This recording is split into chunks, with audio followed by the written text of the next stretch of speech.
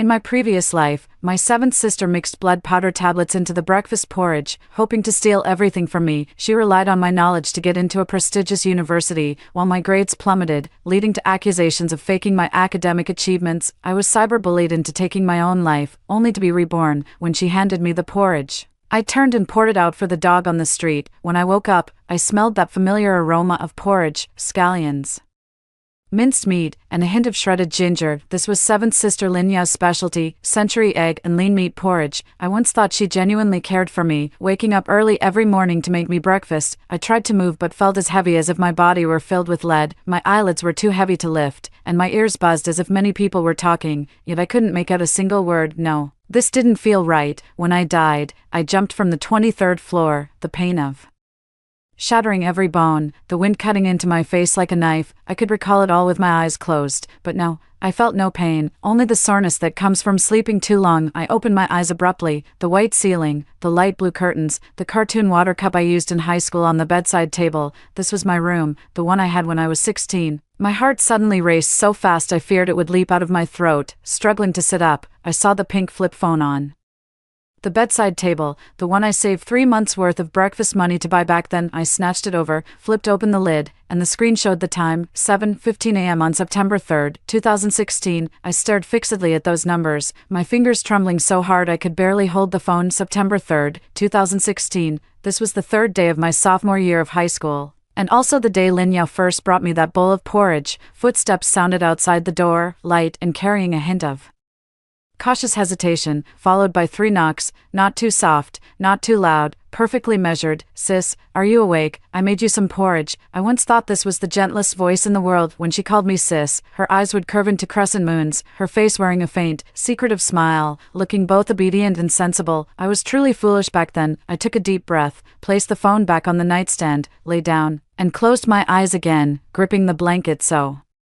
tightly my knuckles turned white, but my face showed no expression at all. The door opened, footsteps drew near, followed by the sound of a bowl being placed gently on the nightstand, as if afraid of waking me. "Sis," she called again. I groggily opened my eyes, rubbed them, and looked at her. 17-year-old Linya stood by my bedside, wearing a white cotton dress with her long hair cascading over her shoulders, her face etched with a heartbreaking concern. In her hands, she held a bowl of porridge, steam curling upward, its fragrance wafting everywhere. "Sis, you said you had no appetite yesterday and didn't even eat dinner. I got up early this morning just to make this porridge for you," she said, extending the bowl toward me. "Try it." I simmered it for a long time. I looked into her eyes, her face, the perfectly curved smile at the corner of her mouth. I used to think that curve was kindness, gentleness, a sister's love for her sibling. No, it just made me sick, because I remembered what was in this bowl of porridge. I remembered how, after drinking it, I began to feel inexplicably dizzy, drowsy, and my memory started to decline. I remembered how my grades plummeted from the top 10 in my grade to beyond the 200th place. I remembered how everyone gossiped behind my back, calling me a fake academic star, saying my achievements were copied, that my past glory was all built on cheating. I remembered how Linya stepped on my shoulders to get into the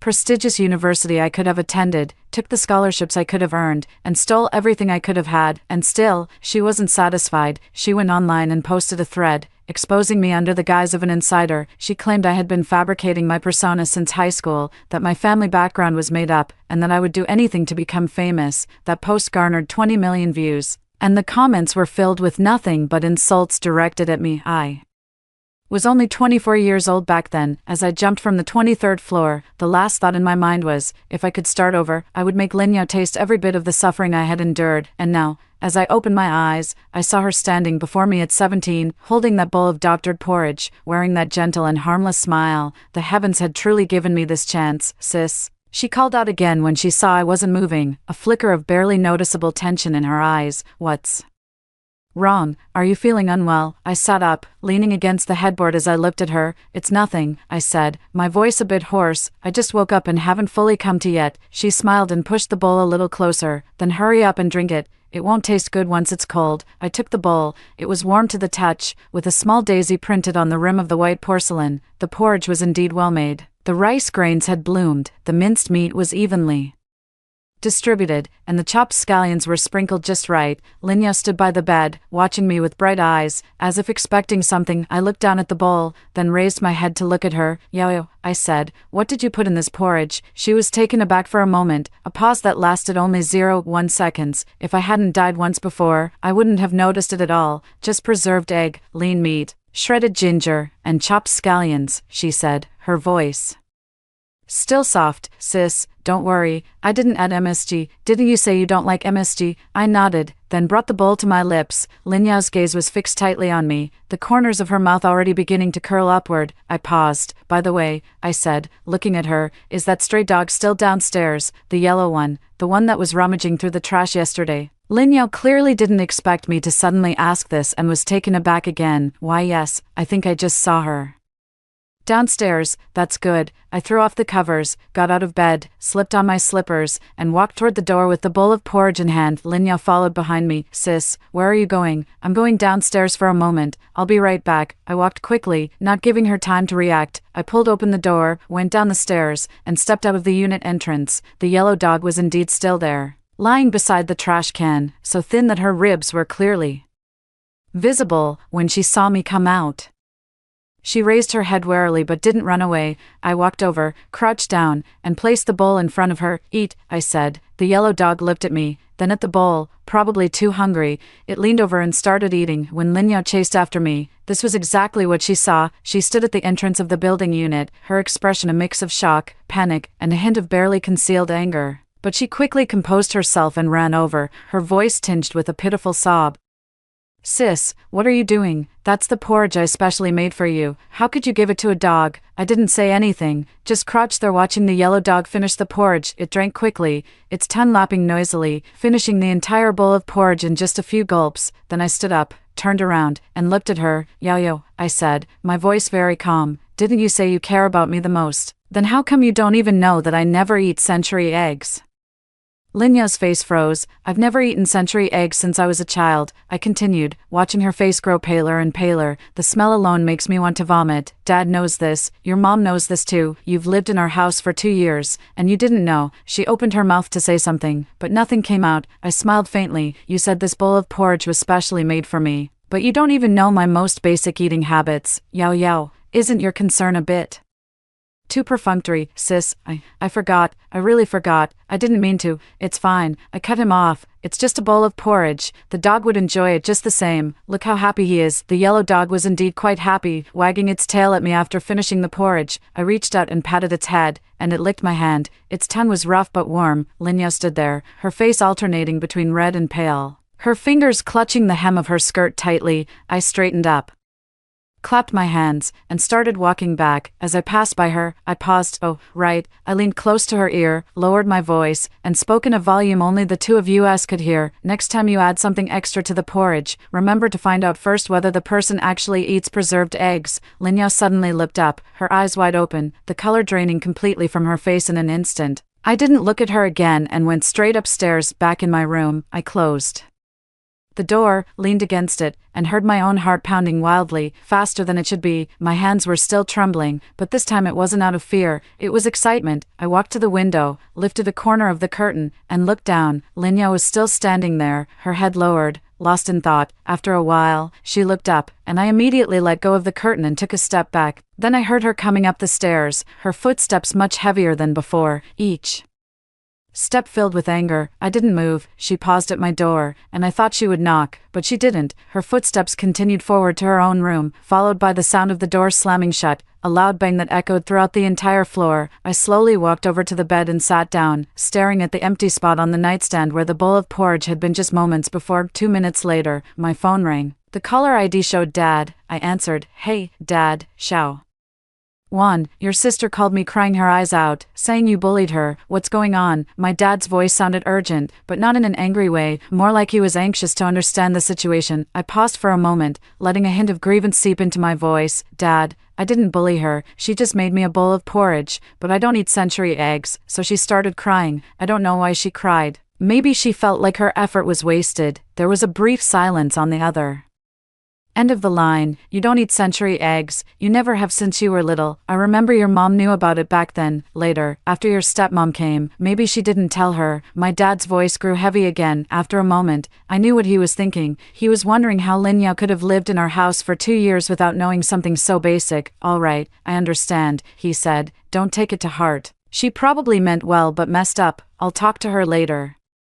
Dad, you're busy. I'm fine. After hanging up the phone, I tossed my phone onto the bed, leaned back, and lay on the covers, staring at the ceiling. There was a breeze outside, and the curtains swayed gently. Sunlight squeezed through the gaps, painting golden streaks on the floor. I blinked. My eyes felt a bit sore, but there were no tears. I cried enough in my past life. This time, I don't want to cry anymore. I was just wondering how Lin Yao must be feeling right now. The bowl of porridge she had so carefully prepared was poured out for the dog. She probably thought she'd watch me drink it, then watch me step by step fall into the trap she had dug for me. But in the end, that yellow dog drank the porridge and is now lying downstairs basking in the sun. I couldn't help but laugh. Still laughing, I sat up, walked over to the desk, and pulled open the drawer. Inside was a diary with a pink cover, decorated with stickers that were popular back then. I opened the diary, flipped to the blank page for September 3rd, since I hadn't written anything yet, and picked up a pen. On that page, I wrote a few words. September 3rd, 2016, first day of rebirth, porridge fed to the dog. Lin Yao cried. After writing those words, I closed the diary and put it back in the drawer. Then I walked to the window and lifted the curtain again. Lin Yao was still standing downstairs, right where she had been before. Motionless, the sunlight shone on her, making her white dress a bit dazzling. I couldn't see her expression clearly, but I could sense what she was thinking. How did Lin Wan know? How did she know there was something wrong with that bowl of porridge? Did she discover something? I answered for her in my mind. Yes, I did. Not only did I discover this, but I also know what you're going to do next. You're going to copy my paper for the competition. You're going to pretend to be a top student in the school's live stream. And you're going to post online to ruin me. But this time, I won't let you succeed. This time, I'm going to make you taste every bit of what I went through in my past life. I let go of the curtain and turned around. The sunlight shone from behind me, casting my shadow on the floor, long and dark. I stepped on my own shadow and walked step by step to the door, pulling it open. Lin Yao's room door was closed. I could faintly hear sounds from inside, as if she was on a phone call. Her voice hushed and unclear. I smiled and went downstairs. There was still porridge in the pot in the kitchen. Lin Yao had cooked a large pot. I scooped a bowl, sat down, and slowly ate. There was too much green onion, too much shredded ginger, but no century eggs. She probably only added century eggs to the bowl she served me. The other bowls didn't have any. As I ate, I thought to myself, Lin Yao, you really went to great lengths. After finishing the meal, I washed the dishes and put them back on the dish rack. Then I returned to my room and turned on the computer. I remembered that there was an essay competition at school on September 10th. Lin Yao had won first place in that competition using a draft I had written during the summer vacation. That draft was something I had worked hard on for a month, researching and writing. She had copied it from my computer when I wasn't paying attention, made some changes, and put her name on it. At the time, I didn't know and genuinely felt happy for her later. She became more and more famous at school, while my grades kept getting worse. Everyone said that Lin Yao was a top student who got in on her own merit, while Lin Wan was just a fraud who slipped through the cracks. Later, when the college entrance exam results came out, she got into a prestigious university, while I didn't even meet the minimum score for a first-year university. My dad asked me back then, Xiaowan, what's going on with you? Weren't your grades pretty good before? I couldn't say anything because I didn't know what was wrong with me either. I was just tired, exhausted, couldn't remember things, and couldn't focus. It wasn't until right before I died that I found out it was because of that bowl of porridge, that caring breakfast she brought me from time to time. It was Lin Yao and my gentle, kind-hearted stepmother working together to set me up. I stared at the computer screen, my fingers resting on the keyboard, tapping the desk one by one. There were still 7 days from September 3rd to September 10th. 7 days were enough for me to do a lot of things. First, I needed to find that draft of mine. I remembered clearly that it was saved in a folder called Summer Homework, and the file name was on the value reconstruction of traditional culture in modern society. I opened that folder and found every single word was written by my own hand. I made a copy, saved it to a USB drive, uploaded it to cloud storage, and even sent it to my own email. Triple backup, foolproof. Then I started thinking about the second step. I remember Lin Yao's competition involved drawing a topic on the spot and writing immediately. How could she possibly use my draft? There's only one possibility. The topic was leaked in advance. What was the relationship between the teacher who set the question and her? I tried hard to recall but couldn't remember. In my previous life, I never even considered that possibility at this time, but it's okay. I have a way to investigate. I opened QQ and found Lin Yao's QQ space. Her space was open to the public, filled with content about a peaceful and beautiful life, the flowers she grew, the meals she cooked, the books she read, and the words she wrote. Under each post, many people liked and commented, praising her for being so outstanding, gentle, and kind. I scrolled down one by one until I reached August, where one post caught my attention. Went with my mom to visit a teacher today. The teacher was so kind and gave me a lot of books. Grateful.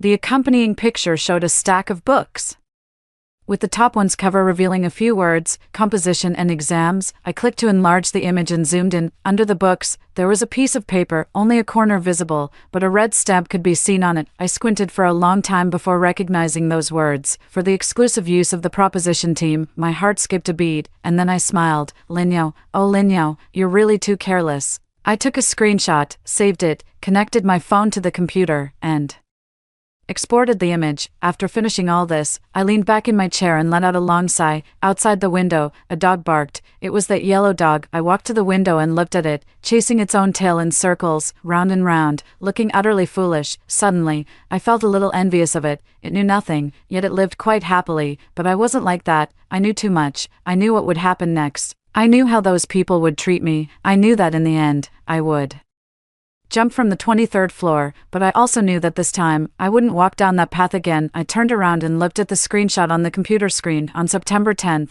the school auditorium will host a live broadcast of the essay competition award ceremony. That day, all the teachers and students of the school will be there, along with many parents and some media reporters. That day, Lin Yao will wear her most beautiful white dress, stand on the stage to receive her award, and flash that gentle smile at the camera. That day, I'll let her know what a real live broadcast is too. The next few days passed peacefully for me. Every morning, I would get up, eat, go to school, come home after school to do homework, and then sleep. Lin Yao always looked a bit unnatural when she saw the expression on my face, but I didn't pay her any attention. If she spoke to me, I'd respond. If she didn't, I'd act as if she didn't exist. My stepmother, Wang Huilan, tested me a few times, hinting and asking what had happened that day and whether I had some misunderstanding with Yao Yao. I just smiled and said there was no misunderstanding. I simply didn't like eating preserved eggs. She couldn't say much more after that, but the way she looked at me became more thoughtful. My dad was away on a business trip these past few days, so he wasn't home. With just the three of us in the house, the atmosphere felt strangely tense. I kept all the evidence safe, the screenshots from my QQ space, the original draft of my article, and a small notebook I found in Lin Yao's room. She usually used it to jot things down, and inside was a note with a date written on it. September 10th, 2 p.m., arts room. September 10th, 2 p.m., printing room. Putting these three pieces of information together, even a fool could figure out what was going on. The competition started at 3 p.m., so going to the printing room at 2 p.m. was clearly to pick up something shady. I initially thought about staking out the printing room myself to catch them in the act, but then I reconsidered. What good would catching them in the act do? If I ran into them in the arts room, they'd probably just panic on the spot, then go back and discuss it with their mother, trying to come up with a way to cover it up, and then the two of them would just cry and make a scene. If my dad's heart softens, this matter might just be brushed aside. No, I have to make him thoroughly embarrass himself in front of everyone, in a public setting. So on September 10th, I didn't do anything out of the ordinary.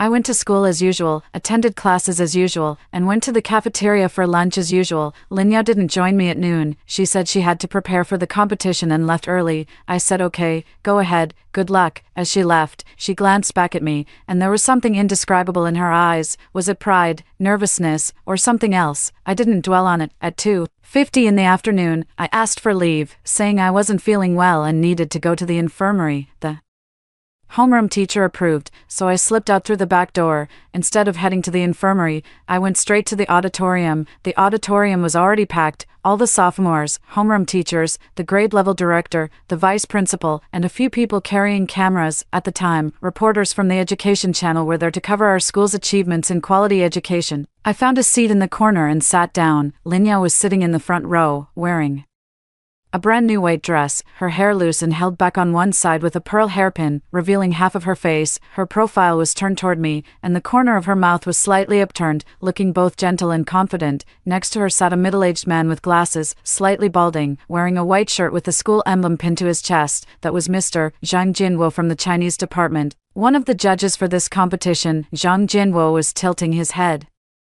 saying something to Lin Yao. Lin Yao listened, then lowered her head and smiled, looking just like a good student being praised by a teacher. I sneered inwardly. At exactly 3 o'clock, the competition began. The host took the stage to introduce the judges, the rules, and the prize categories, followed by the question reveal. An envelope appeared on the big screen, and Zhang Jinwo went on stage to open it and read out the topic: Inheritance and Innovation. Applause erupted from the audience. Lin Yao sat there with a proper smile on her face, clapping along. I was also clapping, watching her as I did. After the topic was announced, there was a 40-minute writing period. The contestants buried their heads in writing, while the audience waited, some chatting, some playing on their phones, and some dozing off. I didn't leave. I stayed in that corner, watching Lin Yao on stage. She wrote with great focus, her pen tip moving swiftly across the notebook, occasionally pausing to think before continuing. From my angle, her back truly looked like that of a good student striving hard for her dreams. 40 minutes passed quickly, papers collected, graded, results awaited. There was an hour-long break in between, and most people went out for some fresh air. I didn't move, staying seated in the corner. Lin Yao didn't leave either. She sat there chatting with the person next to her. Her eyes curved into crescents as she smiled. Someone handed her water, and she took it with a thank you. Someone passed her a tissue, and she accepted it with a thank you. She carried herself so well, so appropriately, so likably. It suddenly occurred to me, in my past life, I had liked her just like this. An hour later, the results were announced. The host stepped onto the stage, holding a red envelope. The audience fell silent, everyone's eyes fixed on that envelope. The third prize of this essay competition goes to Li Yutong from Class 3, Grade 11. Applause. Second prize goes to Chin Cece from Class 1, Grade 11. The applause grew slightly more enthusiastic. The host paused deliberately before announcing the first prize, building suspense. The room was so quiet you could hear a pin drop. The first prize winner is Lin Yao from Class 7, Grade 11. Thunderous applause erupted. Lin Yao stood up, turned around, bowed to the people behind her, and then walked toward the stage. Her posture was graceful, neither hurried nor slow, her back straight, a perfectly measured smile on her face. He walked onto the stage, accepted the award certificate, took the bouquet of flowers, and stood before the microphone. Thank you to the judges, thank you to the school, thank you to my mentor, Teacher Zhang, and thank you to all my classmates who have always supported me. His voice trembled slightly, and his eyes grew red. This award means a lot to me. I will continue to work hard and live up to everyone's expectations. Someone in the audience shouted, Lin Yao, you can do it, Lin Yao. You're the best. She waved in that direction, tears finally falling. How touching. I stood up from the corner and walked forward. On stage, the host was about to announce the end of the awards ceremony. When I spoke up, my voice wasn't loud, but for some reason, it echoed throughout the entire auditorium. Everyone turned to look at me. Lin Yao on stage saw me too, her face instantly turning pale, the flowers in her hands nearly slipping. The host, Lin Wan, paused for a moment. Is there something you need? I had already walked to the front of the stage. I have a few words to say, I said, looking at Lin Yao on stage. Whispers began to spread through the audience about today's competition and the first place winner. Some recognized me as Lin Yao's sister, and the murmurs grew louder. Zhang Jinwo stood up, his expression grim. Student, this is an awards ceremony. If you have something to say, please wait until it's over. No need to wait, I replied. What I have to say won't take more than a few minutes. Zhang Jinwo still wanted to say something, but I had already stepped onto the stage. I walked up to Lin Yao and looked at her. There were still tears in her eyes, but those tears had now taken on a different meaning. Her lips trembled, wanting to speak, but no words came out. Lin Yao, I said, is that certificate in your hand something you wrote yourself? The audience erupted in an uproar. Lin Wan and Zhang Jinwo rushed forward. What do you mean, are you questioning the fairness of the competition? I'm just asking a question, I said, not looking at them, my gaze fixed on Lin Yao. Lin Yao, tell me, did you write this essay yourself? Tears began to stream down Lin Yao's face again, this time from genuine panic. Sis, why are you doing this? I know you've had some misunderstandings about me lately, but you can't accuse me like this in front of so many people. I smiled. All right, then tell me, what is the theme of the essay you wrote? The theme is inheritance and innovation. That's the title, not the theme. I'm asking you, what is the content of your essay? What is the core argument? What examples did you use? She opened her mouth, but not a single word came out. The audience grew louder and more restless. Some stood up to get a better look at the stage, others were taking photos, and some were recording videos. The cameras turned and focused on us. The live broadcast was still ongoing. Zhang Jinwo stepped in front of me. Student Lin Wan, if you continue to disrupt the order, I'll call security. Teacher Zhang, don't rush, I said, looking him in the eyes. I just want to know if the essay Linya wrote was copied from the internet. That's nonsense, Linya finally shouted. I didn't copy anything, I wrote it word by word myself. Is that so? I pulled my phone out of my pocket, then explained to me why the essay you wrote is exactly the same as a draft I wrote during summer vacation. I held up my phone, facing the screen toward the audience. It was a screenshot.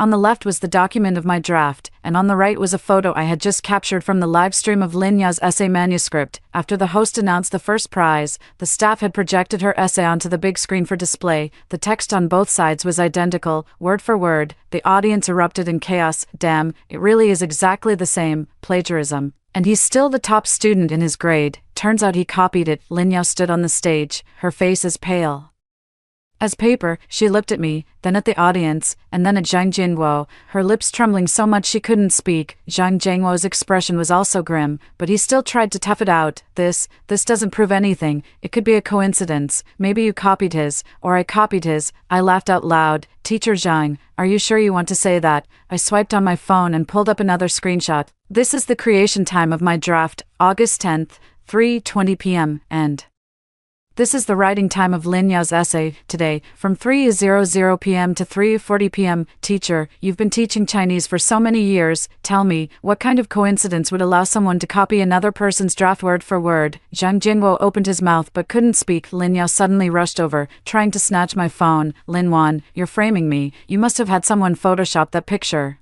I took a step back, avoiding her hand. I'm framing you. I looked at her. Fine, then let me ask you one more thing. I put my phone away and stared into her eyes. Who did you go to the printing room with on August 20th? Linya froze. That afternoon at 2 o'clock, you went to the printing room with Teacher Zhang, didn't you? I said you went to get something, didn't you? The competition questions this time. I didn't. You're lying. I'm lying. I turned to the audience. Classmates, do you want to know why Linya knew the competition questions in advance? The noise from the audience grew louder. Some were shouting for clarity, some were yelling to present evidence, and others were demanding to turn off the live stream, but the live stream couldn't be stopped anymore. The cameras had been pointed at us the entire time. I walked to the edge of the stage and took something out of my bag. It was a small voice recorder. When Linya saw the recorder, she froze in place as if struck by lightning. I pressed the play button. The voice that came out of the recorder was first a rustling noise, then the sound of two people talking, a man and a woman. The man was Zhang Jinwo, and the woman was Linya. Teacher Zhang, is this really the topic for this competition? Of course it is. Why would I lie to you? But what if someone finds out? They won't. Just prepare in this direction, and when the time comes, perform on the spot. No one will notice. Thank you, Teacher Zhang. I'll go back and prepare properly. Wait, Yao, what I told you earlier, have you thought about it? Teacher Zhang, I've already written it. No rush. Take your time to think it over. The recording ended, and the entire auditorium fell into complete silence. Zhang Jinwo stood there, the color draining from his face bit by bit, his whole body going limp as if his bones had been pulled out. Linya stood on the stage, tears and snot streaming down her face, her white dress soaked with sweat and clinging to her body. Looking utterly disheveled, I looked at them, feeling no hatred, no sense of satisfaction, just a deep calm. Teacher Zhang, didn't you just say you were going to call security? No need to call them now. Someone will come for you soon. Zhang Jinwo suddenly raised his head, his eyes filled with terror. Who did you give the recording to? The principal, I said. I gave it to him before the competition started. He should already be on his way here by now. As soon as the words left my mouth, the back door of the auditorium swung open. The principal walked in, followed by two people in uniforms, not security guards, but police officers. Zhang Jinwo stared at the two uniformed figures and completely collapsed, slumping to the floor, unable to even stand up. Linya stood on the stage, watching the two men approach, trembling like a leaf in the wind. The principal walked to the front of the stage, glancing at Zhang Jinwo, then at Linya, and finally at me, Lin Wan. His voice was stern as he said, "You did well. The school will handle this." Matter seriously, I replied. Thank you, principal. Then I turned around and looked at the sea of dark heads in the audience, at the cameras pointed toward me, at the faces filled with shock, excitement, or schadenfreude. Suddenly, I felt a little tired. In my past life, I had also been watched by so many people, only back then, they were watching my humiliation, my embarrassment, my despair. No, they were watching Lin Yao. I walked off the stage, made my way through the crowd, and headed toward the exit. Someone stopped me, saying, Linwan, wait a moment, can you give an interview? I ignored them and kept walking. Another person blocked my way, asking, Linwan, how did you discover he was plagiarizing? I still didn't respond. Only when I reached the outside of the auditorium did I finally stop. The sky outside was a clear blue, the sunlight was warm, and a few birds flew overhead, chirping noisily. I leaned against the wall and slowly crouched down, burying my face in my knees. I didn't know what I was thinking. Maybe I was happy, maybe I felt relieved, or maybe it was something else entirely. After a while, I lifted my head and noticed someone standing in front of me, a girl from Lin Yao's class. I couldn't remember her name, only that she always followed Lin Yao around, calling her sister Yo-Yo all the time. She looked at me with a complicated expression on her face. Are you okay? She asked.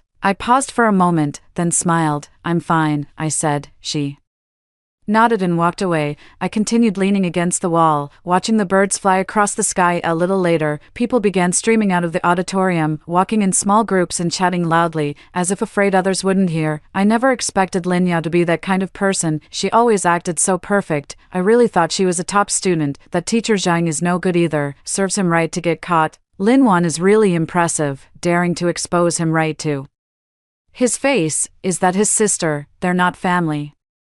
Are they? Even if they were family, so what? Plagiarism is plagiarism, and it should be exposed. Hearing these words, I slowly stood up and brushed the dust off my pants. Family? I smiled bitterly. Yes, I once thought we were family. I thought that gentle and kind stepmother truly cared about me, and I believed that well-behaved and sensible younger sister really saw me as her sister. Later, I realized that what they wanted was never to be a family. What they wanted was my position, my grades, my future, everything about me. They succeeded in my past life, but in this life, they can only dream. As I walked back to the school gate, my phone rang. It was my dad. I answered. Xiaowan. My dad's voice sounded urgent. I just saw the news. What's going on, Dad? I interrupted him. Come back first. I'll explain everything to you when you're back. There was a few seconds of silence on the other end of the line. Okay, he said. I'm taking the evening flight. I'll be home first thing tomorrow morning. After hanging up, I put my phone away and continued walking home. When I reached the entrance of the residential complex, I saw the yellow dog again. It was still lying there, and when it saw me,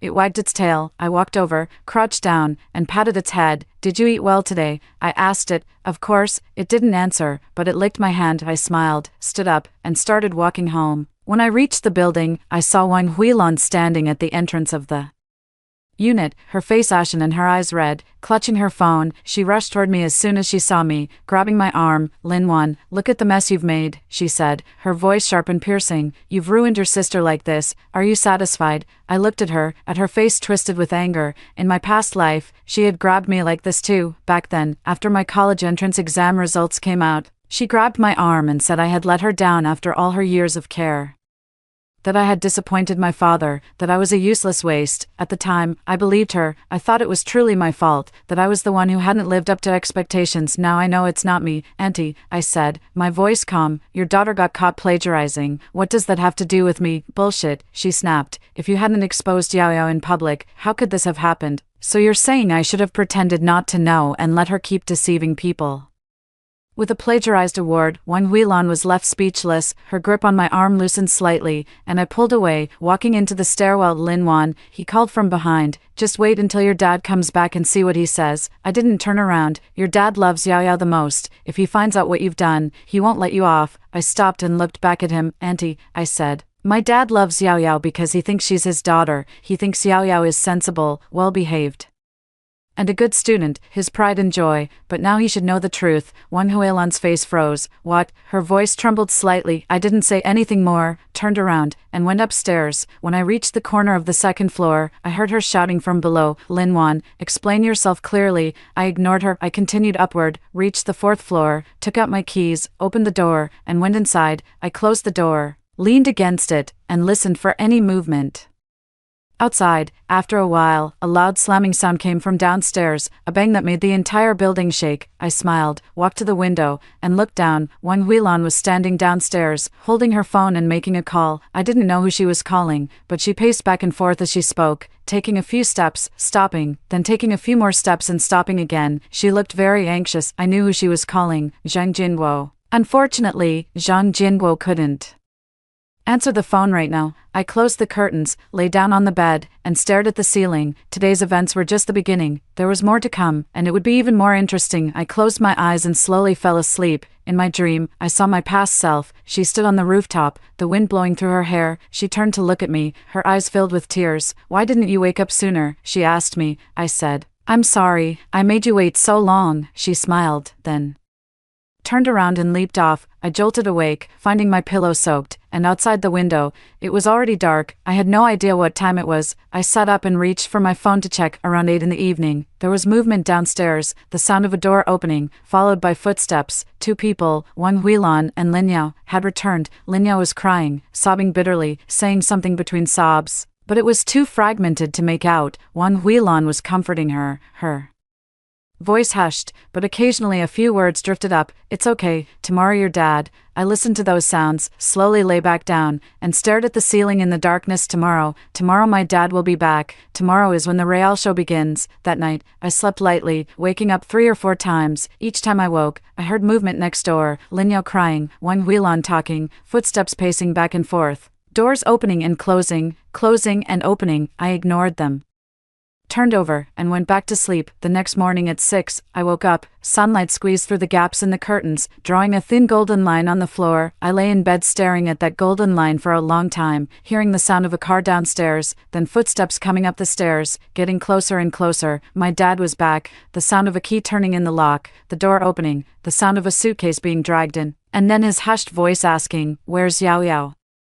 Where's Huilan?" No one answered her, because Wang Huilan had already rushed out of the room. "Old Lin," her voice was choked with tears, sharp and loud, "you're finally back. If you hadn't come back, this house would have been torn apart by Lin Wan." Lying in bed, I couldn't help but laugh at those words. Tear the house apart. I haven't even started yet. I sat up, got dressed, and opened the door to go out. In the living room, my dad stood at the doorway, looking travel-worn and weary. Wang Huilan clutched his arm, her eyes red and swollen, her hair disheveled, looking as if she had suffered a great injustice. Lin Yao stood behind her mother, head bowed, shoulders trembling as she continued to cry. As soon as I appeared, all 3 pairs of eyes turned toward me. Wang Huilan's gaze was like a knife, as if she wished she could slice me to pieces. Lin Yao glanced up at me, then quickly lowered her head again, crying even harder. My dad looked at me, his expression complex, tired, confused, and with a hint of something indescribable. "Shaowan," he said, "what's going on?" Before I could speak, Wang Huilan rushed to answer, "Old Lin, you don't know, Lin Wan accused Yao Yao of plagiarism in front of everyone at school, and even reported it to the teacher, calling the police to arrest her. Yao Yao can't show her face at school anymore. All the teachers and classmates are giving her dirty looks. She cried all night last night, her eyes swollen from crying." I looked at Lin Yao's eyes. They were indeed swollen, like 2 peaches. But I knew it wasn't from crying, it was an act. In her past life, she was most skilled at this kind of performance, playing the victim, the wronged, the innocent, and everyone felt sorry for her. Lin Wan, my father looked at me, his voice low and serious. "What happened?" I walked over to the sofa and sat down, looking at the 3 of them. "Dad, have you had breakfast?" My father was taken aback. "No, I just got off the plane. I haven't had time to eat." "Let's eat first, then," I said. "We can talk while we eat." Wang Huilan glared at me. "Eat? Who has the appetite to eat right now?" I looked at her. "Auntie, you might not want to eat, but Dad needs to. He's been on a plane all night. Can't you let him catch his breath?" Wang Huilan was left speechless, her mouth hanging open but no words coming out. My father glanced at me, a hint of surprise in his eyes. He probably hadn't expected me to say that. "All right," he said. "Let's eat first." Wang Huilan had no choice but to go into the kitchen to prepare. Lin Yao followed her in to help, and the mother and daughter whispered to each other in the kitchen, though I couldn't make out what they were saying. Sitting on the sofa, my father moved closer to me. "Shaowan," he lowered his voice, "what really happened?" The news didn't explain things clearly. All I saw was Yao Yao standing on the stage, and you talking to her. "What were you saying?" Then the principal came, and he brought the police with him. I looked at him, at his tired face, at the wrinkles at the corners of his eyes, at his graying hair. In my past life, he had asked me the same way. Back when my college entrance exam results came out and they were a complete mess, he asked me what had happened, and I couldn't say anything. I just cried. He sighed and said, "Forget it. Repeat the year." Later, I repeated the year, but I still didn't get in. After that, I went to a vocational college. And after graduation, my work didn't go well, and my life was a complete mess. As for her, she was completely fooled by Wang Huilan and Lin Yao, thinking that Lin Yao was her pride, her hope. On the day Lin Yao got into a prestigious university, my dad was so happy he got drunk. He took my hand and said, "Xiaowan, your sister has made us proud. Our old Lin family finally has a college student." He didn't know that the college student should have been me. I said, "I'll tell you slowly when we eat later." He nodded and didn't ask any more. Breakfast was laid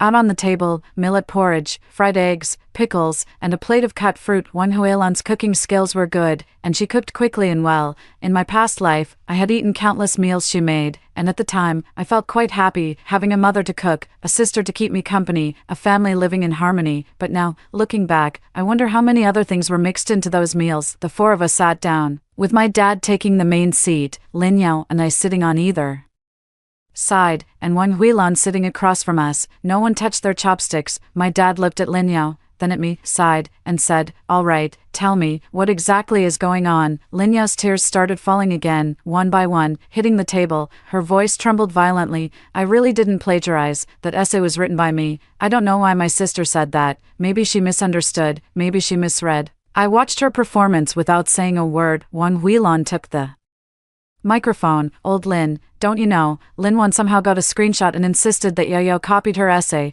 but who knows if that screenshot is real or fake. Technology is so advanced these days, photoshopping an image is easy." I smiled. "Auntie, are you saying I photoshopped the image to frame her?" "I didn't say you photoshopped it, I just said it's possible." "What about the recording?" I looked into her eyes. "The recording was photoshopped too." Wang Huilan was taken aback. "What recording, Auntie? You don't know." I turned to Lin Yao. "Didn't you tell your mom? You still have a recording with Teacher Zhang?" Lin Yao's face instantly turned pale. "What recording?" my dad asked me. He took out his phone from his pocket, pulled up the recording, and pressed play. "Teacher Zhang, is this really the topic for this competition?" "Of course it is. Would I lie to you? But what if someone finds out?" "They won't. Just prepare in this direction and perform on the spot. No one will notice." After the recording finished, the living room felt so quiet you could hear a pin drop. My dad's expression changed. He looked at me, then at Lin Yao, his eyes filled with shock. Yao, his voice trembled a little. "Is this true? Did you know the topic in advance?" Lin Yao shook her head desperately. "No, Dad, it's not like that. That recording is fake. Lin Wan had someone synthesize it." I put my phone away. "All right. Then tell me, is that voice yours? Is that man Zhang Jinguo?" Lin Yao opened her mouth but couldn't speak. Wang Huilan grew anxious. "Old Lin, listen to me. Even if it's true, you can't blame Yao. It was that Teacher Zhang who insisted on giving her the topic. What could a young girl like her do? If she refused, what if he made things difficult for her later?" I looked at Wang Huilan and suddenly felt like laughing. She really knew how to spin things. "Auntie," I said, "are you saying Lin Yao got the topic in advance because she was forced?" "Of course.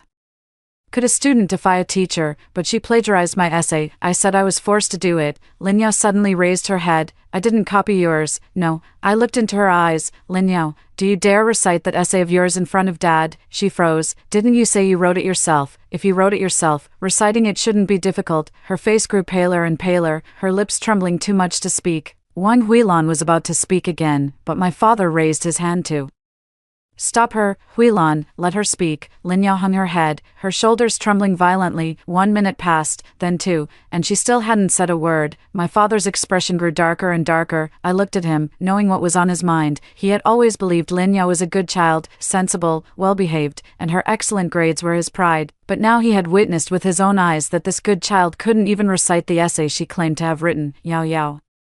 His voice was heavy. "What your sister said is true.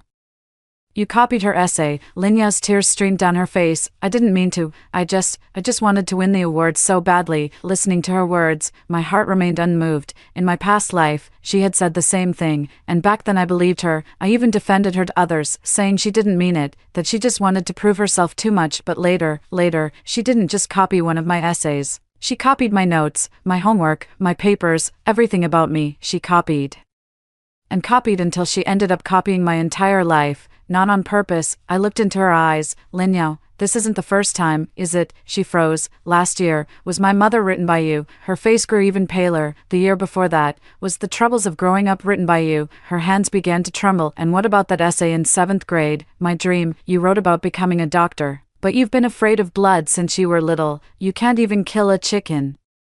What kind of doctor would you be? That essay was copied from your class monitor, wasn't it? Linya stood there as if struck by lightning. Wan Huilan stood up. Linwan, that's enough. Are you deliberately trying to ruin your sister today? I looked at her without saying a word. She walked around the table and stood beside Lin Yao, shielding her like a mother hen protecting her chicks. Old Lin, look at your precious daughter. She pointed at me, her voice sharp. This is how she treats her sister, stepping all over her in front of so many people. How is Yaya supposed to face others after this? Does she even care if her sister can still go to school? My dad sat there, his expression unreadable. He looked at me, then at Wan Huilan, then at Lin Yao, his brows furrowed so tightly they could crush a fly. Xiaowan, he said, do you have any evidence for what you're saying? I pulled something out of my pocket and slapped it on the table, a photocopy of a delivery slip. Wan Huilan glanced down, her face changing. What is this? My dad asked. A delivery slip, I replied. Lin Yao bought it. My dad picked it up and examined it. What did she buy? Blood powder. He looked up at Lin Yao.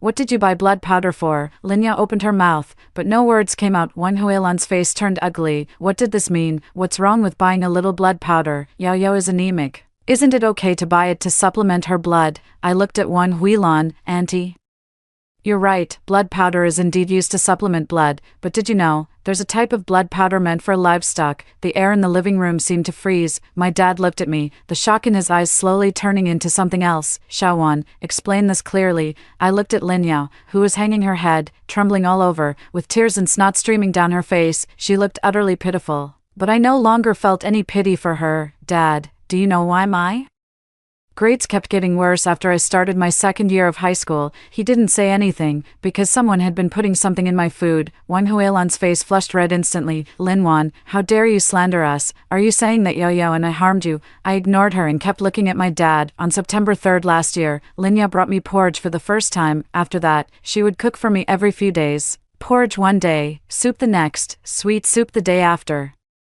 Back then, I thought she was being kind to me, but now that I think about it, every time she brought me food, didn't she personally hand it to me and watch me finish it? My dad clenched his fists tightly. What was added to those things was this kind of blood meal. When blood meal meant for livestock is mixed into human food, it causes dizziness, drowsiness, and memory decline. I took another piece of paper from my pocket and handed it to my dad. This was information I found online, and there's also this. I pulled out something else, a small, transparent bottle containing brown powder. I had found it under Lin Yao's bed. When Lin Yao saw the bottle, she lunged at me like a madwoman. Give that back to me. I dodged backward, and she missed, falling to the ground. Wan Huilan screamed and rushed over to help her up. My father stood up, picked up the small bottle, and looked at the label on it. The label was printed with a few words. Blood meal feed. His hand was trembling, and his voice seemed to squeeze out from between his teeth. What is this? Lin Yao lay on the ground, trembling all over, unable to utter a word. Wan Huilan held her, looked up at me, her eyes filled with hatred. Lin Wan, you set up your sister. You must have bought this bottle yourself and deliberately placed it under the bed to frame her. I looked at her. Auntie, I framed her. Then tell me, why did I pour the porridge she gave me to the dog on September 3rd? Wan Huilan froze. Because I already knew.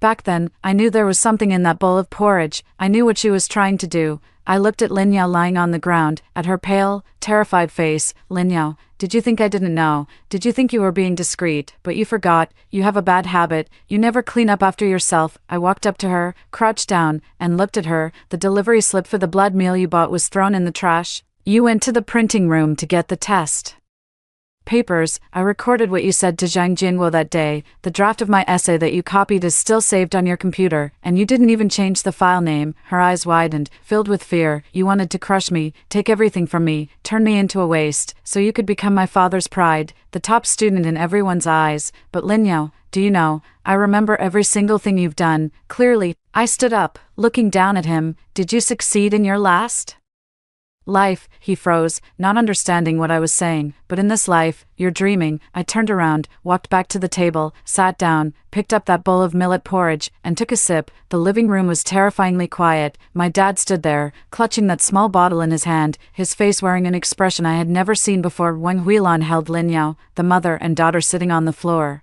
each looking more wretched than the other after I finished the porridge. I set the bowl down and looked at my dad. I said, "Didn't you just ask me how to prove it?" I pointed at Wang Huilan. "Ask Auntie if she knows about this." My dad's gaze shifted to Wang Huilan. "Huilan," he said. "You know." Wang Huilan's face instantly turned pale. I don't know, old Lin, you have to believe me. I really don't know." I looked into his eyes. "Auntie, your daughter is only 17. Where did she get the money to buy these things? Where did she find the channels to know about this stuff? Where did she get the brains to come up with this kind of plan?"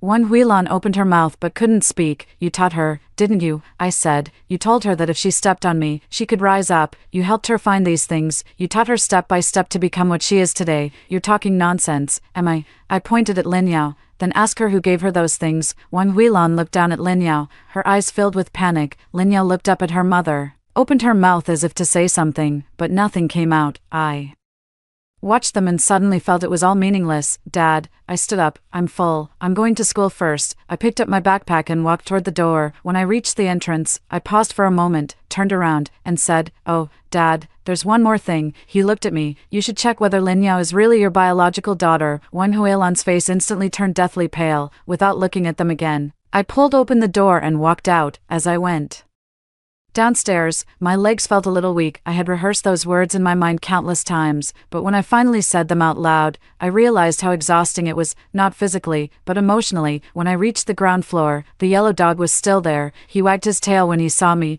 I crouched down and patted his head. "Do you think my dad will believe it?" Of course. He didn't answer, only licked my hand. I smiled, stood up, and walked toward the school. When I reached the school gate, my phone rang. It was a text message from my dad. "Xiaowan, come home early tonight. I have something to talk to you about." I stared at those words for a long time, then put my phone away and walked into the school. The classroom was noisy. Everyone was discussing yesterday's incident. As soon as I entered, the noise suddenly died down. Everyone looked at me. I ignored them, walked to my seat, and sat down. My desk mate leaned over and whispered, "Lin Wan, was your sister really plagiarizing?" I glanced at him. "Didn't you see it?" He shrank back and didn't say anything else. The class bell rang, and the homeroom teacher walked in. He glanced at me, his expression complicated, a mix of sympathy, admiration, and something else. Class began. I opened my textbook and looked at the words on the page, but I couldn't take in a single one. My mind was filled with the confrontation that morning. Wang Huilan's pale face, Lin Yao's disheveled appearance, my father's hand clutching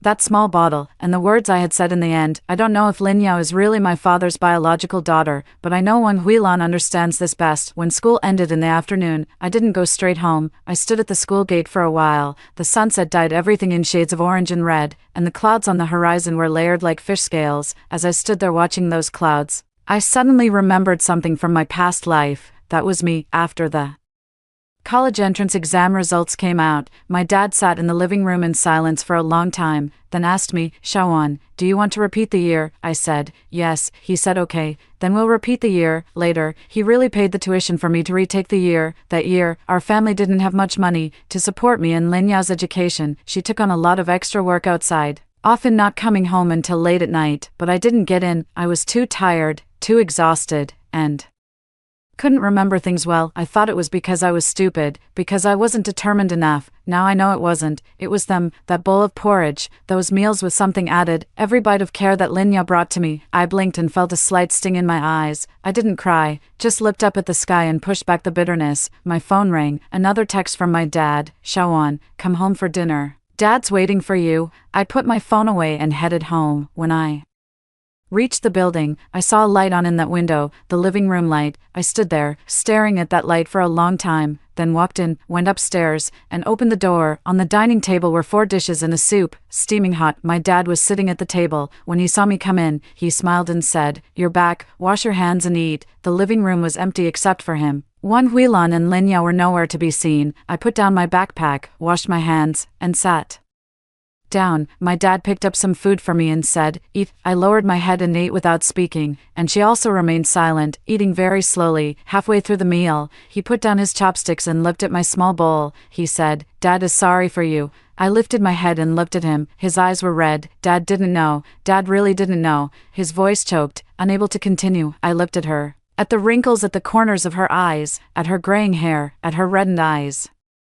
In my past life, he had cried like this too. Back then, he thought Lin Yao had gotten into a prestigious school and cried tears of joy, holding my hand and saying, "Xiaowan, Dad is sorry for you, for not letting you live a good life." He didn't know that the ones who truly wronged me weren't him, it was those two women. "Dad," I said, "I don't blame you." He shook his head, wanting to say something, but nothing came out. We sat in silence. After finishing the meal, while he was clearing the dishes, he told me, "They've moved out, gone to live with her mother." I didn't say anything, he said. He said Yayo isn't in good health and needs peace and quiet. "It's too noisy here." I listened and smiled. "Not in good health, needs peace and quiet." More like they were exposed and too ashamed to show their faces. "Xiaowan," my dad looked at me, "what you said, the committee will investigate thoroughly. Whether it's the blood powder matter or the other thing he mentioned, I know what it is." I didn't nod or shake my head, I just said, "Dad, rest early, you've had a long day." He paused for a moment, then nodded, "All right, you should get to bed early too." I returned to my room, closed the door, and lay down on the bed. Outside the window, the moon was big and round, casting a silvery white glow across the floor. I stared at that moonlight for a long time. Lin Yao was gone, Wang Huilan was gone too, but this wasn't over. They wouldn't just let it go. Someone as shrewd as Wang Huilan would never accept defeat so easily. She would definitely find a way to turn things around, and I had to drive in that last nail before they could make their move. I closed my eyes and slowly fell asleep. In my dream, I saw my past self standing on a huge stage, surrounded by people laughing at her. She wanted to run but couldn't move, wanted to shout but couldn't make a sound. Then she saw me. "You're here," she said. I told her I was. She smiled faintly and reached out her hand. I took it, and her hand felt ice cold this time.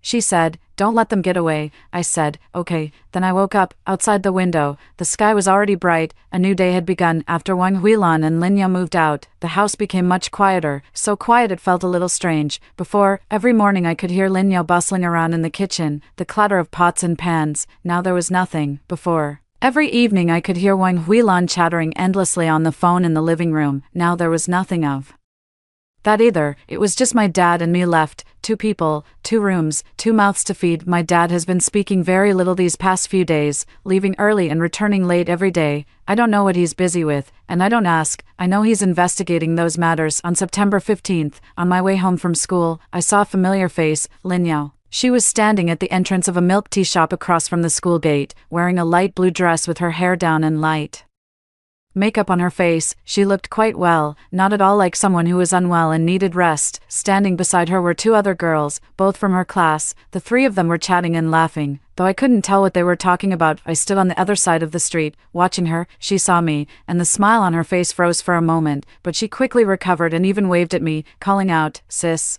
The two girls followed her gaze, and when they saw me, their expressions turned quite interesting. I ignored her and turned to walk in another direction. After walking a distance, I glanced back. She was still standing there, looking in my direction, though I couldn't make out the expression on her face. I found it a bit strange. Wasn't she supposed to be unwell and in need of rest? What was she doing here? And she didn't look at all like someone who had been exposed for plagiarism and was too ashamed to show her face. Instead, she seemed perfectly fine, laughing and having fun as usual. Something wasn't right. I returned home, put down my backpack, and sat on the sofa thinking for a long time. Someone as shrewd as Wang Huilan wouldn't just admit defeat like that. Their moving away definitely wasn't simply because they were too ashamed to show their faces. They must be brewing up some big move. I need to figure out what they're up to. When my dad came home in the evening, I told him about it. After listening, he fell silent for a moment and said, "I know," then didn't speak again. I looked at her tired face, wanting to ask something, but in the end, I didn't say a word. The next day, news broke at school that Min Yao had been hospitalized. The news came from a girl in her class, saying that Lin Yao had been traumatized by the incident and had a mental breakdown. Her mother had taken her to the hospital, and she was crying every day, refusing to eat or drink, becoming so thin she was barely recognizable. Truly pitiful. The news spread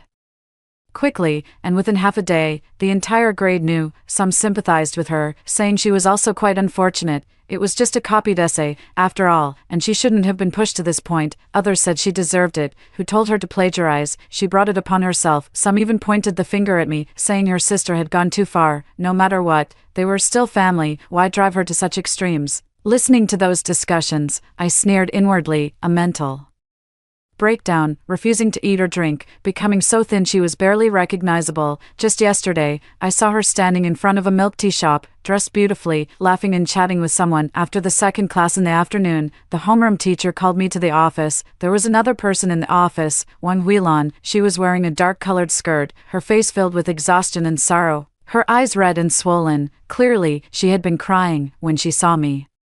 "Come in." She stood up, walked over, and grabbed my hand. "Shawan," her voice choked up. "Auntie, please, I beg you, go see your sister." I looked at her hand but didn't pull away, nor did I say anything. "Yao, she really can't hold on much longer." Won Huilan's tears fell. "The doctor said she has stress-induced mental disorder. If this continues, this child will be ruined." The homeroom teacher sighed beside her. "Lin Wan, no matter what, she is your sister. Things have gotten to this point.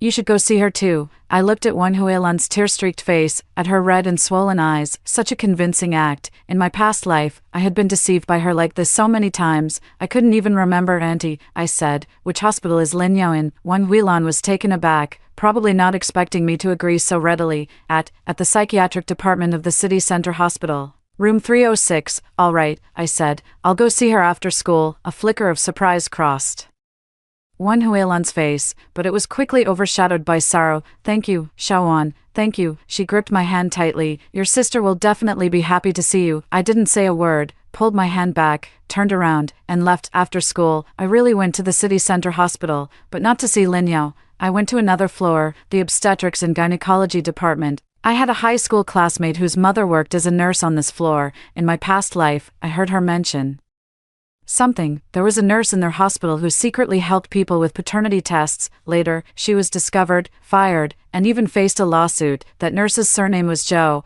and she should still be here now. I walked around the obstetrics and gynecology floor but couldn't find a nurse with the surname Zhou. Just as I was about to leave, I saw a middle-aged woman in a nurse's uniform come out of an office. I glanced at the name tag on her chest, Zhou Lihua. It was her. I walked over and said, "Hello, Nurse Zhou." She stopped and looked at me.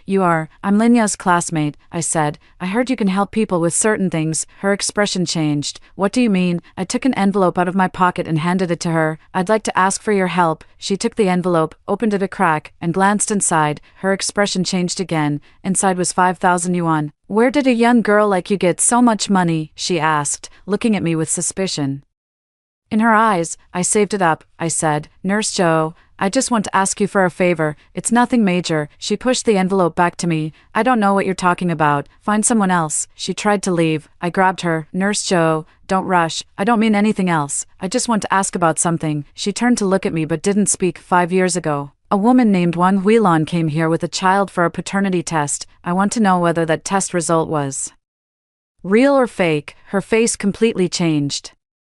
I looked into her eyes and knew I hadn't guessed wrong. The rumor from my past life was true. She really helped someone tamper with the results. "Who are you?" Her voice trembled a little. "Who I am isn't important," I said. "What matters is that child is now trying to take everything from me." "Nurse Zhou, please help me. This time, it'll just stay buried with me. No one will ever know. If you don't help me." I didn't finish my sentence, but she understood. She stood there, her face alternating between pale and flushed, her hand gripping the envelope tightly. After a long while, she finally spoke. "How do you know about that?" "I told you, who I am isn't important." She stared at me for a long time, then finally sighed. "Come with me." I followed her into that office. She closed the door, pulled out a notebook from a locked cabinet, flipped to a certain page, and pointed it out to me. 5 years ago, a woman named Won Huilan came with a 12-year-old girl to take a paternity test. At the time, she said she wanted to test with the child's father, but the man didn't show up. He only sent a blood sample. I looked down at the notebook filled with dense records, dates, names, items. Next to Won Huilan's name, 2 words were written: excluded, excluded, not biologically related. My heart skipped a beat. This result was the original. I asked Nurse Zhou, nodding. "The original." She said the person she found back then asked me to change it to confirmed and gave me 10,000 yuan. Who was that person?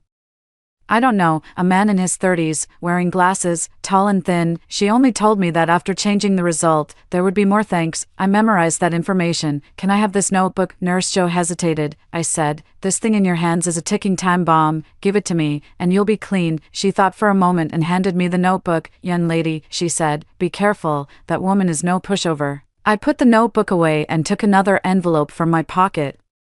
Here's another 5,000, thank you. She was stunned. Didn't you already give me some earlier? That was for your trouble. This is to thank you. I stuffed the envelope into her hand and turned to leave. When I left the hospital, it was already dark. I stood at the entrance, watching the cars come and go, looking at the lit windows, and gazing in the direction of the third-floor psychiatry department. Linya was there, pretending to be sick and playing the victim, waiting for me to visit her. I didn't go. I got on the bus and went home. When I got home, my dad was sitting in the living room. The TV was on, but he wasn't watching it. He was just sitting there, lost in thought. I walked over and sat down beside him. He turned his head and looked at me, asking what was wrong. I took the notebook out of my bag, flipped to that page, and handed it to him. He lowered his head to look, and his expression slowly froze. "What is this?" he asked. "It's the paternity test Wang Huilan and Lin Yao did 5 years ago." Her fingers gripped the notebook tightly. "Exclusion," she murmured, repeating those 2 words. "What does this mean?" "It means Lin Yao is not your biological child." He looked up at me, his eyes filled with shock. "Shaoan, where did you get this?" I told him everything that had happened today, from seeing Lin Yao outside the milk tea shop, to Wang Huilan coming to school to find me, and then me going to the hospital to look for Nurse Zhou. After hearing it all, he fell silent. "For a long time, Dad," I said. "Do you remember the year Wang Huilan brought Lin Yao to our house? How old was Lin Yao?" 12. "She said she was your child, and you believed her." His gaze grew evasive. "Back then, your mom and I had just divorced. I wasn't in a good place emotionally. She came to me and said she was already pregnant with my child when she left me back then. I didn't think too much about it and believed her." I looked at him, feeling a pang of sadness in my heart. My dad is too soft-hearted. In my past life, he was also easily manipulated by Wang Huilan, believing everything she said. "Dad," I said, "do you want to know who Lin Yao's biological father is?" He froze. "I've looked into it, and that person is still around." His expression shifted. "I also mentioned that the man is not a good person. He's a gambler, drowning in debt, and sick." I was bluffing him. "I don't know who that person is or what his situation is, but I do know that anyone Wang Huilan hooked up with back then couldn't have been any good." My dad fell silent for a long time. "Shaoan," he said, "what are you trying to do?" I looked into his eyes. "Dad, I don't want to do anything. I just want the truth to come out. I want everyone to know that Lin Yao isn't your biological daughter, and I want everyone to know how Wang Huilan deceived you." He looked at me, his eyes filled with emotions I couldn't quite decipher: shock, guilt, heartache, and something else. "Do you hate them?" he asked. I thought for a moment. "Not hate," I said. "I just don't want them to keep deceiving people." He nodded and said nothing more. That night, the 2 of us sat in the living room for a long time, neither of us speaking. An old black and white movie was playing on the TV, the sound low and buzzing like a mosquito. Watching those flickering shadows, one thought kept running through my mind. If Wang Huilan could push Lin Yao onto my dad, she could just as easily push Lin Yao onto someone else. Where is that man now? What does he do? Does she even know Lin Yao is her daughter? Just as I was thinking this, my dad suddenly spoke up. "Shaoan, Dad is sorry for you." I turned to look at him. He was staring down at his hands, his voice muffled. "All these years, Dad only cared about work and didn't take good care of you. After your mom left, I thought I'd find you a mother who could look after you, but instead, I brought someone like that into our home." "Dad doesn't blame you. He blames himself," he said, lifting his head, his eyes red. "He blames himself for being blind, for being weak-willed, for thinking they were good people, for almost getting you killed." When he said almost, I knew what he meant. He didn't know about my past life. He thought I had only almost been harmed. He didn't know that in my past life, I really had been killed. "Dad," I said, "it's all in the past." He shook his head, wanting to say something but unable to get the words out. After a long while, he said, "I've looked into that blood powder thing." I looked at him. "I had someone check online about that stuff. It really is something people in the sanitation department take. Mild cases cause dizziness and drowsiness. Severe cases can damage nerves and affect memory." His fists clenched. "Was that why your grades dropped in your 2nd year of high school?" I nodded. He fell silent for a long time. Last night, he suddenly called me by my full name. "Don't worry, Dad will get justice for you." I looked at him, at the anger and guilt in his eyes, and suddenly felt like crying. In my past life, she had done the same thing, but by the time she sought justice, it was already too late. This time, there's still a chance. The next day was the weekend. I didn't go out and stayed home to do my homework. In the afternoon, someone knocked on the door. I opened it and saw Wang Huilan. She stood at the doorway, her face looking terrible, her eyes bloodshot, and her hair a bit messy, as if she hadn't slept well for days. Her voice was low that night,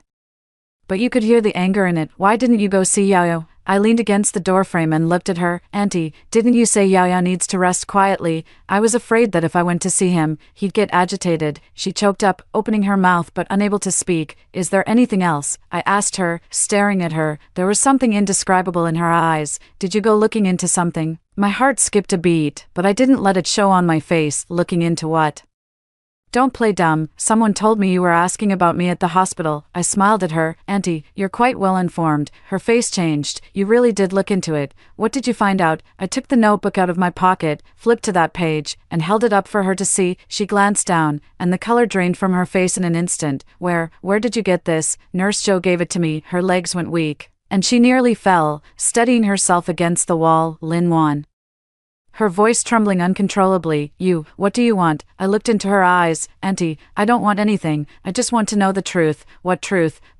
What truth could there be? It's all fake. Nurse Jo was just spouting nonsense. I pushed the notebook forward. It has the hospital's stamp, your signature, and Lin Yao's name. Tell me, what part of it is fake? She opened her mouth but couldn't speak. The hallway was eerily quiet, with only the sound of her heavy breathing. Wheezing like a bellows. Auntie, I said, who is Lin Yao's biological father. Her face turned even paler. If you won't tell me, I'll find out myself. With this in hand, it won't be hard to investigate. You wouldn't dare. She suddenly raised her voice, her tone sharp. If you dare to expose this, I'll make sure you regret it. I looked at her furious and flustered expression and suddenly found it quite laughable. You won't let this go, I said. Auntie, you should think about yourself. First, you deceived someone into marriage for money and even had them drugged. If I really wanted to make a fuss, who ends up worse off is still uncertain. She was left speechless by my words, just glaring at me, her eyes filled with hatred. I put the notebook away and took a step back, preparing to close the door and wait. He reached up to block the door. I watched as his face turned pale and then flushed, his lips trembling for a long time before he finally managed to squeeze out a sentence. What do you want? I was taken aback for a moment, then laughed. He thought I wanted to blackmail him. Auntie, I said, I don't want anything. I just want the truth. What truth? You'll know and the people who should know find out. After saying that, I closed the door. Once the door was shut, I leaned against it and heard no movement outside for a long time. Then came heavy, hurried footsteps, growing fainter as they descended the stairs. I walked back to the living room and sat down. Looking out the window, the sun was about to set, and the sky was tinged with a deep red, like blood. I thought about what I was doing at this time in my previous life. Back then, I was lying in bed, dizzy and weak, without even the strength to get up. Lin Yao came in with a bowl of porridge and said, Sister, have some porridge. You'll feel better after drinking it. I drank it, and then I felt even dizzier. She sat on the edge of the bed looking at me, a gentle smile on her face. Sis, don't worry, I'll take good care of you. I believed her. I was so foolish. My phone rang, a text from my dad. Shaoan, I found that person. My heart skipped a beat as I read those words. I replied, who? He responded quickly, Lin Yao's father. I stared at the screen for a long time, then I stood up, walked to the window, and looked out at the fiery red sky. Night was falling, but the truth was about to dawn. The next 2 weeks passed peacefully. Wang Huilan didn't come looking for me again, and Lin Yao didn't reappear in front of me. The gossip at school gradually faded, replaced by one new rumor after another, pushing their story into the background. I knew this was just the calm before the storm. That day, my dad told me he had found that person, but he didn't go into detail. He only said he was still investigating and would tell me once he had everything figured out. I didn't press him. I knew these things couldn't be rushed. On October 2nd, the second day of the National Day holiday, I received an invitation. Opening the red card, it read, You are cordially invited to the engagement ceremony of our daughter Lin Yao and Mr. Zhao, to be held on Friday, October 6, 2016, at 11:00 a.m. in the banquet hall on the 3rd floor of the Shangri-La Hotel. Please join us. The sender was Wang Huilan. I stared at the invitation for a long time and couldn't help but laugh out loud. Lin Yao getting engaged, Mr. Zhao. Now I remember, in my past life, there really was such a thing. After Lin Yao got into a prestigious university, she met a wealthy second-generation heir surnamed Zhao. The two hit it off and got engaged. Back then, Wang Huilan was so proud, bragging to everyone about how her daughter had found a good family, but that was in the past life. In this life, Lin Yao didn't even get into a prestigious university, and her reputation is ruined. How could that Mr. Zhao possibly be interested in her, unless Wang Huilan has hidden everything, packaged Lin Yao up nicely, and marketed her again. Looking at the invitation, a plan slowly formed in my mind. When my dad came home that evening, I showed him the invitation. After reading it, he fell silent for a moment and asked me, "Are you going?" "Yes," I said. "Why wouldn't I go?" He looked at me, a hint of worry in his eyes. "Show on. What do you want to do?" I didn't answer but instead asked him, "Dad, where is that person you mentioned now?" He was taken aback for a moment, then understood what I meant. "You want, Dad?" I said, "On the day of the engagement banquet, with so many guests present, what do you think would happen if that person also showed up?" He remained silent for a long time. "Shawan," he said, "are you really going to do this?" I looked into his eyes. "Dad, they owe me, and it's time to pay up." He didn't say anything more, just nodded. The weather was beautiful on October 6th, sunny and clear, with not a cloud in the sky. It was a perfect day for a celebration. I put on a light blue dress, applied some light makeup, and looked at myself in the mirror.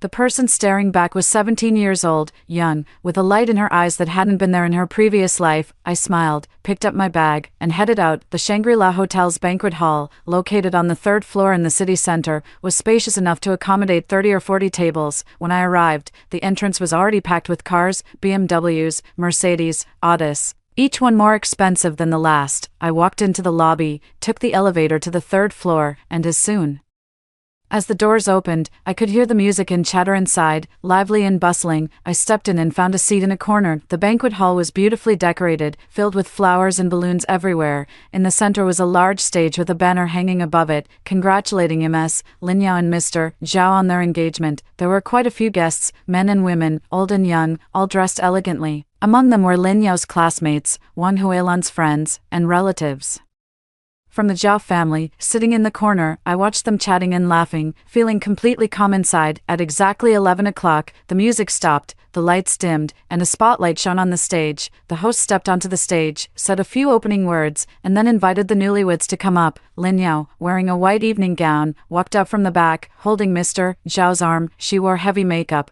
Her hair was styled up, and she had a string of pearl necklace around her neck. She truly looked beautiful. Mr. Zhao was dressed in a black suit, tall and handsome, though there was a hint of arrogance in his eyes, and he had a habit of looking down his nose at people. The two stood on the stage, smiling at the audience below as applause erupted, loud and enthusiastic. The host began reading the congratulatory speech. After finishing, he invited Mr. Zhao to speak. Mr. Zhao said a few polite words, thanking everyone for coming and promising to treat Yao well in the future, which was met with another round of applause. Then it was Lin Yao's turn to speak. Standing in front of the microphone, her eyes reddened, and her voice trembled slightly as she thanked everyone for coming today, thanked her mother for supporting her all these years, and thanked Brother Zhao for being willing to accept everything about her. As she spoke, tears began to fall. Someone from the audience shouted, Yao, don't cry. Today is a happy day." She wiped her tears, smiled, and continued. Watching her like that, I suddenly felt a bit dazed. In my past life, she had stood on a stage like this before. Back then, I watched from below, genuinely happy for her,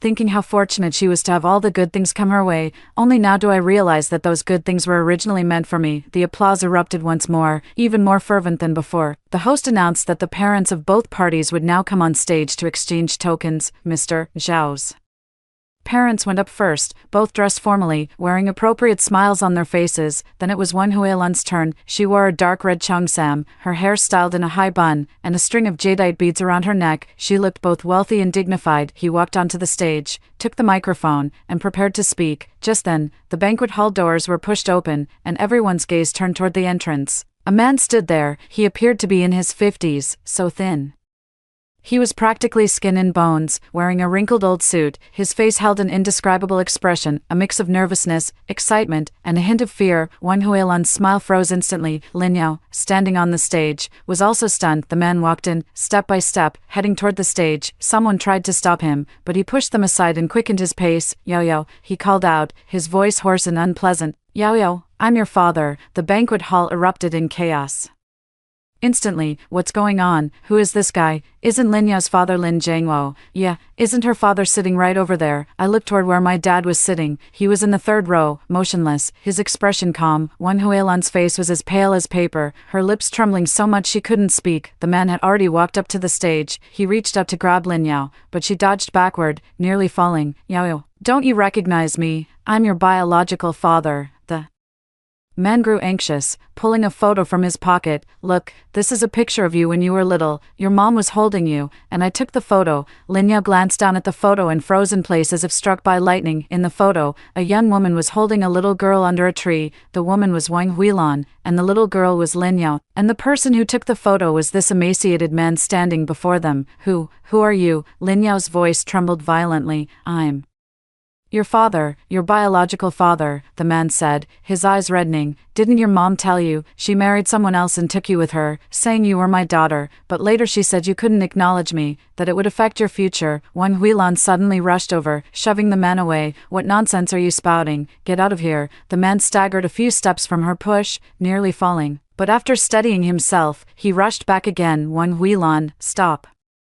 Pretending, she pointed at her, her voice so loud that the entire banquet hall could hear. Back then, you brought Yao Yao to me, saying she was my daughter, and asked me to pay child support. I paid for several years. Later, you said Yao Yao needed to go to school and transfer her household registration, telling me not to acknowledge her and to wait until later. How many years did I wait? And in the end, you married her off to a rich man, not even letting me see her. The scene below was in complete chaos. Some were taking photos, some were recording videos, others were making phone calls, and a few were shouting for security. Mr. Zhao's parents stood on the stage, their faces ashen, unsure whether to leave or stay. Mr. Zhao himself looked utterly bewildered, staring at Lin Yao with eyes full of shock and suspicion. Lin Yao stood there, tears streaming down her face, her carefully applied makeup completely ruined. She wanted to say something, but no words came out. Wang Huilan tried to argue. You're talking nonsense. I don't even know you. Where's security? Security. 2 security guards ran over, trying to drag the man away. Wait a minute. I stood up and walked out from the corner. Everyone's gaze shifted to me. When Wang Huilan saw me, her eyes were filled with hatred, as if she wanted to devour me. I walked to the front of the stage and looked at the man. You say you're Lin Yao's biological father. Do you have proof? He was taken aback for a moment, then nodded repeatedly. Yes, I have proof. He pulled something out of his pocket, a piece of paper, crumpled but still legible. This is a paternity test. I had it done. I took the paper and glanced at it, then handed it to someone in the audience. Could you please read what it says? The person took it and read it aloud. Based on the DNA test results, Li Jianguo is supported as the biological father of Lin Yao. Li Jianguo, that was the man's name. The murmurs in the audience grew louder. Wang Huilan's face had completely drained of color, and her whole body seemed to go limp, as if her bones had been pulled out. Lin Yao stood there trembling, her face covered in tears and snot, her white dress crumpled from her tight grip. Looking at them, I felt no sense of satisfaction, only an indescribable calm. Auntie, I said, didn't you say you didn't know her? Then how could she have Lin Yao's photo? How could she have this test report? Wang Huilan opened her mouth, but not a single word came out. The man, Li Jianguo, looked at Wang Huilan, his eyes still filled with grievance and anger. Wang Huilan, you've deceived me so bitterly. You said you'd let us meet once Yao Yao grew up. I've waited all these years, only to find out you never intended to acknowledge me.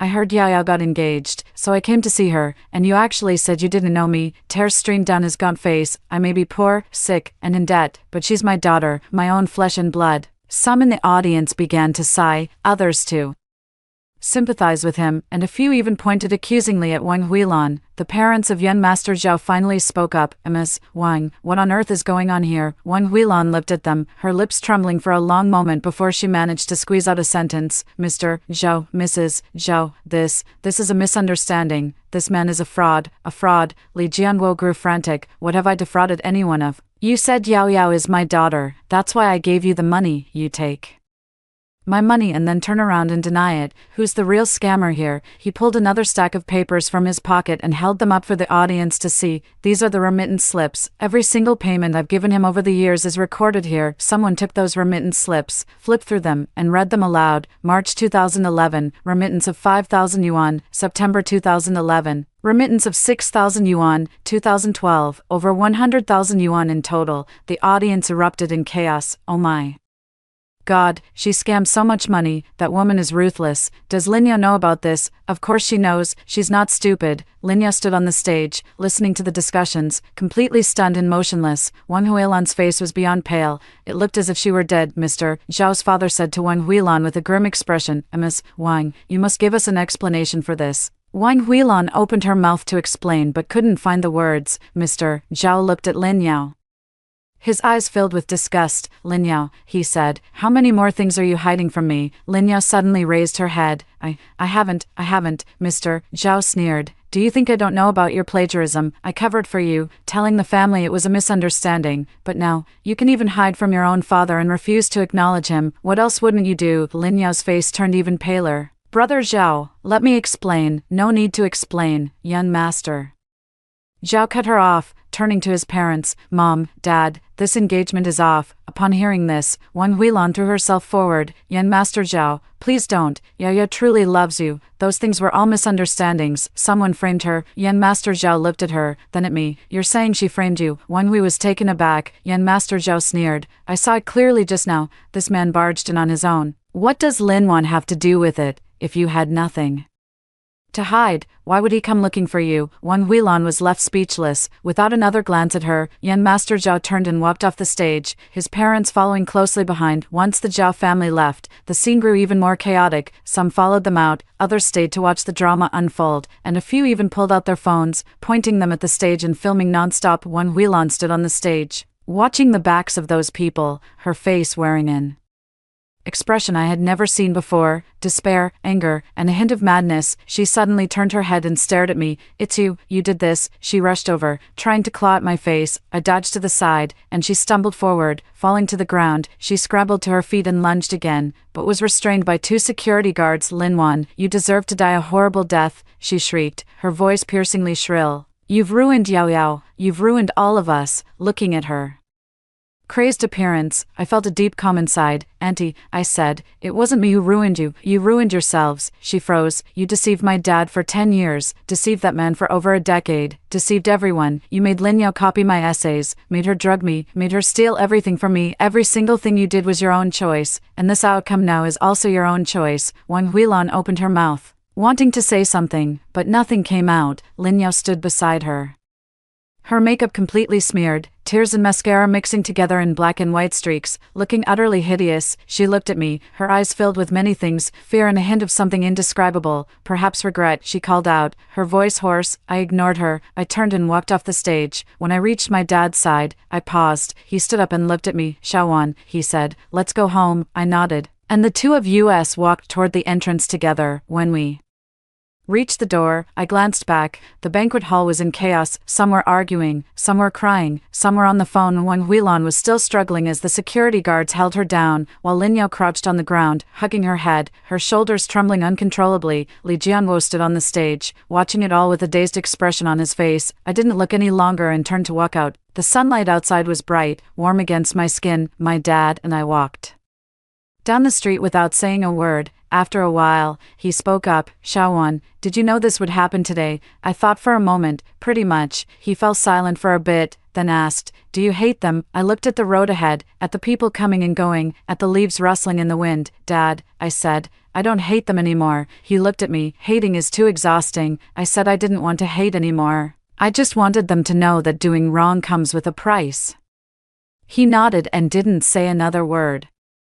We kept walking. When we reached an intersection, I saw a yellow dog lying by the roadside, basking in the sun. It was the same dog I had fed on the first day of my rebirth. It saw me too and wagged its tail. I walked over, crouched down, and patted its head. Long time no see, I said. It licked my hand, its tongue rough but warm. I smiled, stood up, and continued walking. The sun shines on my body, warm and cozy, and the wind blows over, carrying a hint of autumn chill. I look up, watching the white clouds in the sky drifting slowly, one by one. I think of my past self. She stood on the rooftop of the 23rd floor, the wind blowing through her hair. She looked down at the people in cars below, as small as ants, thinking that jumping would bring relief. She jumped. Now I live for her. I watch the sunlight, these clouds, these trees, these people for her. I will reclaim everything that was owed to her, one by one. Shawan. My dad calls me from ahead, and I quicken my pace to catch up.